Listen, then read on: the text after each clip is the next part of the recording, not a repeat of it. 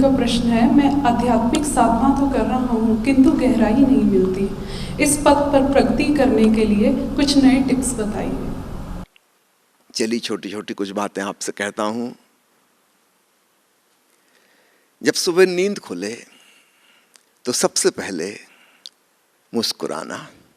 जब तुम्हें पता चला कि नींद जा चुकी है, जागरण की पहली लहर आई है, सुबह की शुरुआत ही मुस्कुराहट से हो।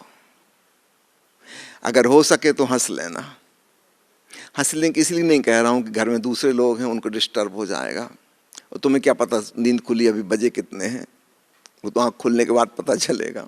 हो सकता है कभी रात को 2 बजे नींद खुल गई और हंसने लगो, बाकी सब लोग उठकर रोएंगे और तुम्हें भी रुला देंगे। तो अगर अकेले हो तब कोई हर्जा नहीं, फिर जोर से अट्टहास करके हंस लेना।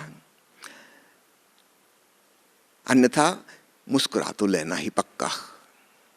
मुस्कुराने के पश्चात गहरी सांस लेना और अनुग्रह का भाव, अहोभाव महसूस करना, सेंस ऑफ ग्रेटिट्यूड। दिन की शुरुआत अगर एक सद्भावना से हुई, काफ़ी संभावना है कि पूरे दिन यह सद्भाव आपके भीतर बना रहेगा। दूसरी बात कहता हूँ, जब आप स्नान करने जाएं तो उसको भी एक ध्यान बना लें। Body love meditation. शरीर को नहलाते हुए, स्पर्श करते हुए, बहुत प्रेम भाव से, अनुग्रह भाव से, यह प्यारा शरीर एक चमत्कार है, कैसे चल रहा है, प्रकृति के द्वारा मिला हुआ सुंदर उपहार है, इसके प्रति सम्मान भाव से भरो। तो अपने शरीर को स्नान कराते हुए खूब खूब सम्मान के साथ, जैसे आप कोई पूजा का कृत्य कर रहे हो। लोग भगवान की मूर्ति को नहलाते हैं, भगवान की मूर्ति को भोग लगाते हैं। भगवान ने जो इतना प्यारा शरीर दिया है, इसके प्रति कभी ऐसा सम्मान व्यक्त नहीं करते। यह माटी की काया कैसे अद्भुत तरीके से, रहस्यमय तरीके से कार्य कर रही है, हमें कुछ भी नहीं पता। सम्मान भाव से भरो, अपने शरीर को बहुत बहुत प्रेम और अहोभाव के संग नहलाना। तीसरी बात,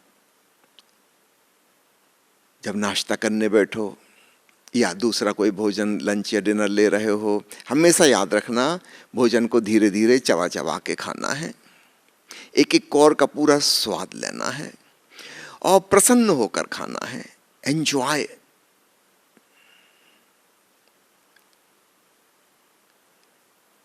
पानी भी पी रहे हो तो उसका स्वाद लो, चाय पी रहे हो उसकी गर्माहट, उसकी खुशबू, उसका स्वाद महसूस करो। ज्यादा से ज्यादा सेंसिटिव और संवेदनशील बनो। ये ध्यान साधना में बहुत सहयोगी होगा। अक्सर लोग बड़े तनाव में और चिंताग्रस्त स्थिति में भोजन करते हैं। मन में जल्दी मची, ऑफिस भागना है, देर हो रही है, हड़बड़ी में खा लिया, किसी प्रकार पेट भर लिया और भागे। नहीं, कभी नहीं। इससे तो अच्छा भूखे रह जाओ। नहीं है समय खाने का, कोई बात नहीं, छोड़ दो ब्रेकफास्ट। लेकिन जब खाओ, खूब प्रेम भाव से, अहोभाव से, एक एक कौर का मजा लेते हुए, स्वाद लेते हुए, खुशबू लेते हुए, एक प्रेमपूर्ण वातावरण में। ये भोजन केवल शरीर में ही नहीं जा रहा, तुम्हारे भीतर, तुम्हारी चेतना तक इसका प्रभाव पहुंचेगा।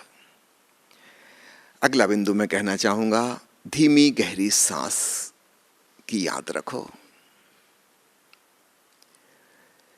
पेट फूले पिचके इसका एहसास होता रहे। धीमे से धीमी लेना। अपने सारे क्रियाकलाप करते हुए सारे दिन भर में जब जब याद आ जाए धीमी सांस और गहरी सांस। सामान्यतः हम 15 से लेकर 20 सांस प्रति मिनट लेते हैं। अगर तुम स्मरण रखोगे तो मुश्किल से 5-6 श्वास प्रति मिनट चलेंगे। गहराई बढ़ जाएगी, कुल मिला के ऑक्सीजन तब ज़्यादा पहुँचेगी। आपका सीना फैलेगा, पेट फूलेगा। हमारे भीतर सांस के 2 सिस्टम है, एक डायफ्रैग्मेटिक ब्रीदिंग और दूसरा है इंटरकास्टल ब्रीदिंग। जब सीना फूलता है तो रिब्स के बीच की मसल्स काम करती हैं, जब पेट फूलता है तो डायफ्राम काम करता है।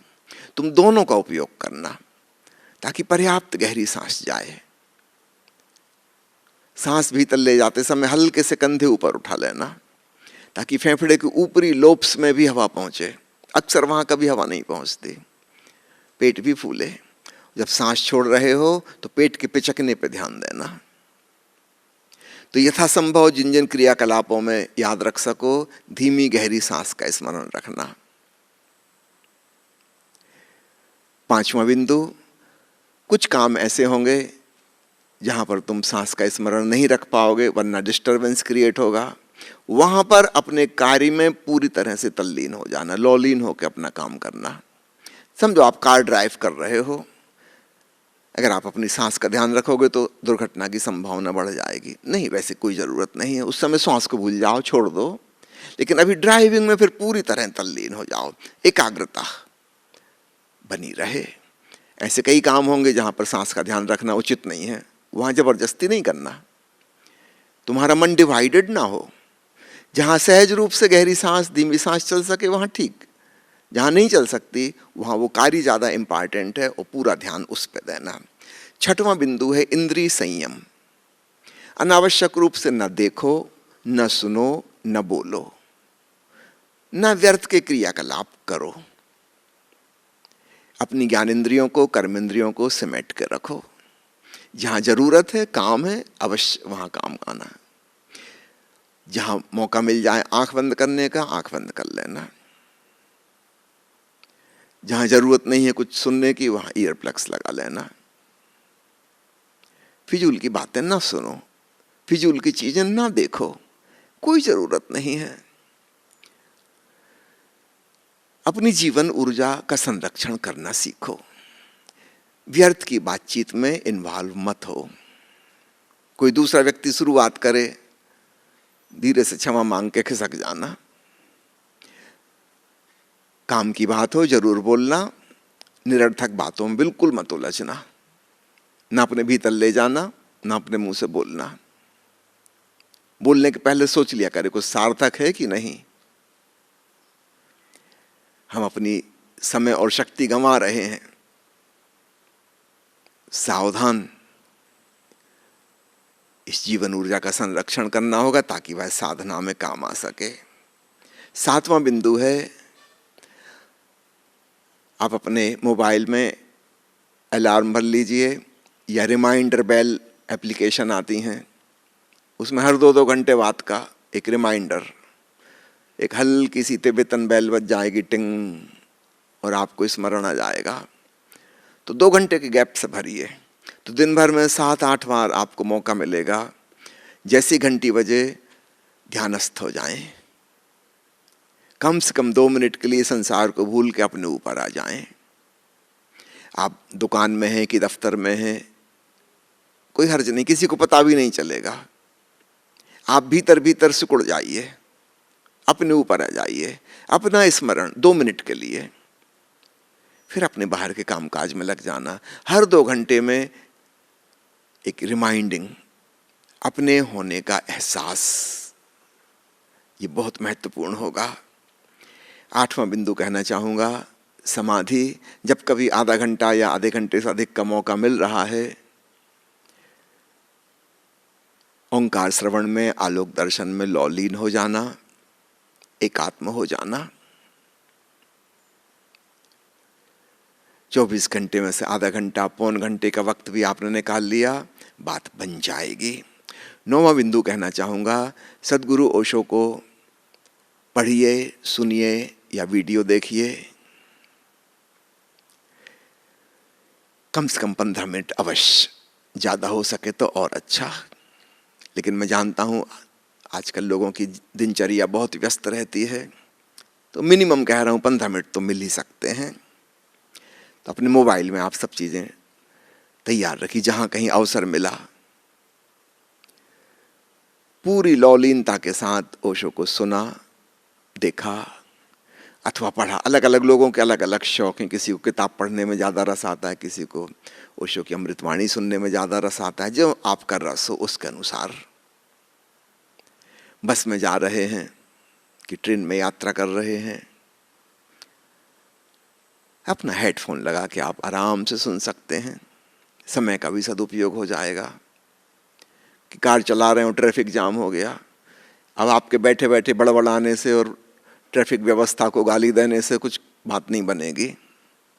एक समय का सदुपयोग कर लो। पता है भी 10-15 मिनट रुके रहना है, कुछ सदुपयोग कर लो। बजाय नेगेटिव मूड में जाने के एक पॉजिटिव उपयोग हो सकता है। 10वां बिंदु आपसे कहना चाहूँगा, जिन लोगों के संपर्क में आते हैं उनके प्रति एक मैत्री भाव हृदय में बना रहे, एक सद्भावना, एक मंगल कामना, एक शुभकामना। आपका होना प्रेमपूर्ण हो। सवाल ये नहीं है कि सामने कौन है कौन नहीं है, उस पर निर्भर नहीं। आपके भीतर एक फ्रेंडलीनेस, एक लविंगनेस हो, जो आए उसी को मिल जाएगी। जैसे फूल खिला है, खुशबू बिखर रही है, जो वहां से गुजरेगा उसको खुशबू मिल जाएगी। फूल किसी के लिए खुशबू नहीं बिखेर रहा, खुशबू निकलना उसका स्वभाव है, ऐसा उससे हो रहा है।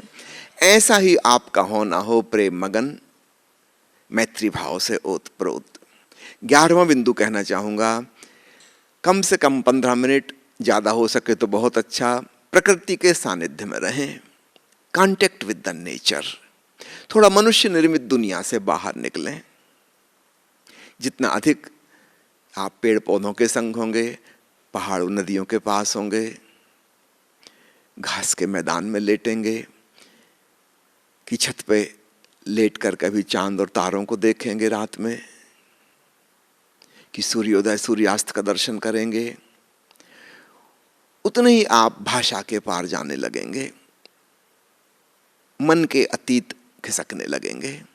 क्योंकि वृक्ष से आप कुछ कह नहीं सकते, वृक्ष आपसे कुछ कह नहीं रहा। हम जिस मनुष्य निर्मित दुनिया में जीते हैं वहां भाषा बहुत प्रमुख है। फिर आपके अंदर लगातार विचार चलते रहते हैं।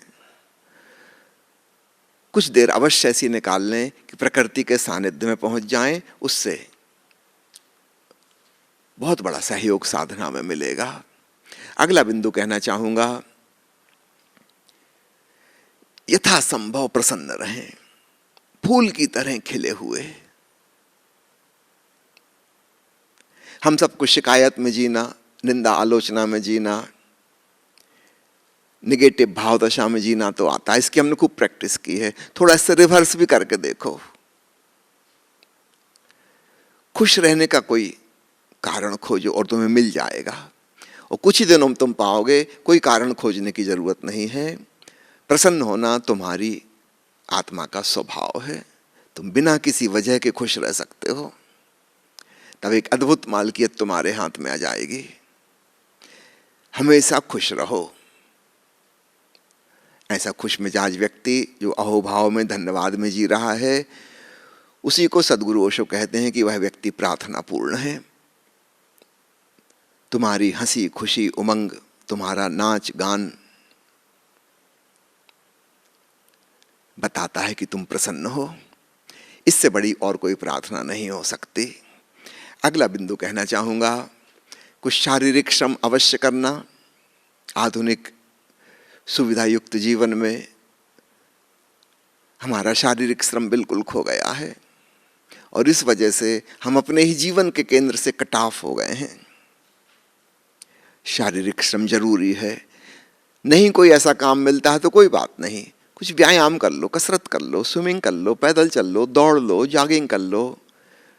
डांस करने का शौक, अपनी पसंद का म्यूजिक लगा के डांस कर लो। कुछ करो, थोड़ी मेहनत हो, थोड़ा पसीना बहे। उसके बाद प्राणायाम कर लो।